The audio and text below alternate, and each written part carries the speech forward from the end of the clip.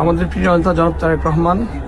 খালেদা জিয়ার মৃত্যুর পর বিএনপি চেয়ারম্যান পদটি শূন্য হয়ে গেছে। ভারপ্রাপ্ত চেয়ারম্যান তারেক রহমানই বিএনপি চেয়ারম্যান হচ্ছেন। তবে কবে, কখন এবং কোন প্রক্রিয়ায় তাকে চেয়ারম্যান পদে অধিষ্ঠিত করা হবে সে বিষয়ে এখনও দলীয়ভাবে সিদ্ধান্ত হয়নি। তবে ভোটের কারণে এ বিষয়ে দ্রুতই সিদ্ধান্ত নিতে হবে বিএনপিকে।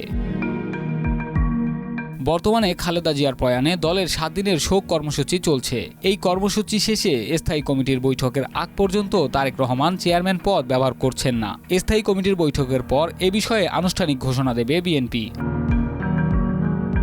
বিএনপির দায়িত্বশীল সূত্র জানিয়েছে, বিএনপির চেয়ারপারসন খালেদা জিয়ার মৃত্যুর পর দলের ভেতরে এখন সবচেয়ে সংবেদনশীল প্রশ্ন নির্বাচনী প্রচারে ব্যানার, ফেস্টুন, বিলবোর্ড, প্রচারপত্রে এবং ডিজিটাল পোস্টারে কার ছবি যাবে। নির্বাচন কমিশনের সঙ্গে আলোচনা করে এ বিষয়ে দ্রুত সমাধানে আসতে হবে বিএনপিকে।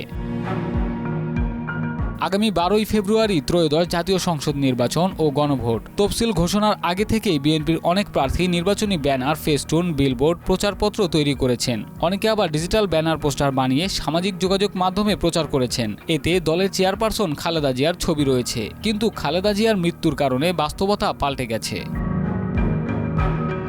দলের নেতৃত্বে উত্তরাধিকারের ইতিহাস বলছে, বিএনপির প্রতিষ্ঠাতা শহীদ রাষ্ট্রপতি জিয়াউর রহমানের মৃত্যুর পর দলের হাল ধরেন তার সহধর্মিণী খালেদা জিয়া। রাজনীতিতে যুক্ত হওয়ার 2.5 বছরের মধ্যেই তিনি